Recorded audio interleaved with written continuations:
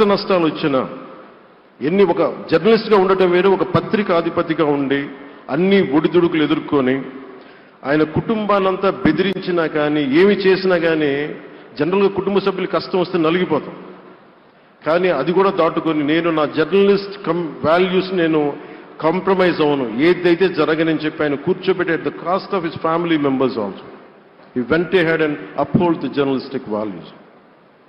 వారికి దానికి చాలా చాలా సాహసం కావాలి.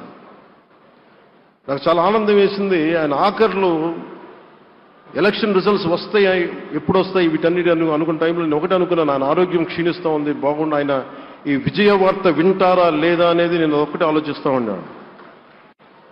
సో నేను శ్రీమతి శైలజా కిరణ్ గారిని, సుమన్ గారిని, శ్రీమతి విజయశ్రీ గారిని అడిగినప్పుడు నేను ఒకటి అడిగాను, ఆయన విన్నారా అండి, ఆయనకి మాటలు వినిపించినాయా? అందరు చెప్తాను ఆయన వినిపించట్లేదంటే లేదు